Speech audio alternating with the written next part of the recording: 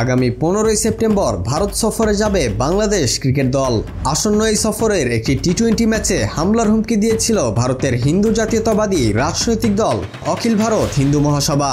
এমনকি সম্প্রতি তারা দ্বিতীয় টেস্টের ভেন্যু কানপুরেও হামলার হুমকি দিয়েছে জানিয়ে শনিবার প্রতিক্রিয়া জানিয়েছে বিসিবির নতুন বোর্ড পরিচালক নাজমুল আবেদিন ফাহিম গণমাধ্যমকে এ বিষয়ে জানান, এরকম সব সময় সব দেশের খেলাতেই অন অ্যান্ড অফ থাকেই।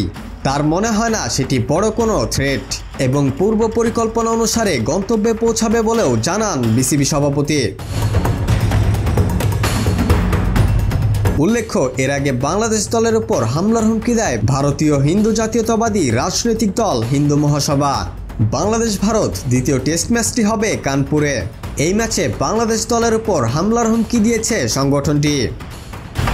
বিশ্লেষকরা মনে করছেন ভারতীয় ক্রিকেট বোর্ড এই ব্যাপারে কি ব্যবস্থা নিচ্ছে তার উপর ভিত্তি করেই আমাদের খেলোয়াড় পাঠানো উচিত। এই মুহূর্তে বাংলাদেশ ক্রিকেট টিমের ভারতে খেলা খুবই হুমকিস্বরূপ। ভারতের রাজনৈতিক পরিস্থিতি ভালো নয়।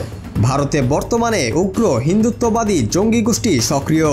তাছাড়া ভারতীয় ক্রিকেট বোর্ড যদি বাংলাদেশ টিমকে বিশেষ নিরাপত্তা দেওয়ার প্রতিশ্রুতি আইসিসিকে অবহিত করে তাহলে বাংলাদেশের যাওয়া ঠিক হবে, নয়তো এই সফর বর্জন করা উচিত। ভারত বাংলাদেশের বর্তমান রাজনৈতিক প্রেক্ষাপটে ইচ্ছে করে বাংলাদেশের খেলোয়াড়দের উপর একটি হামলা করতে পারে, এটা হালকাভাবে নেওয়ার সুযোগ নেই বলেও বলছেন বিশেষজ্ঞরা। কিন্তু বিসিবি পরিচালককে এই ব্যাপারে সেরকম কোনো দৃশ্যমান পদক্ষেপ নিতে দেখা যায়নি। তিনি বলছেন এরকম সব সময় সব দেশের খেলাতেই অন অ্যান্ড অফ থাকেই। তার মনে হয় না এটা বড় কোনো থ্রেট।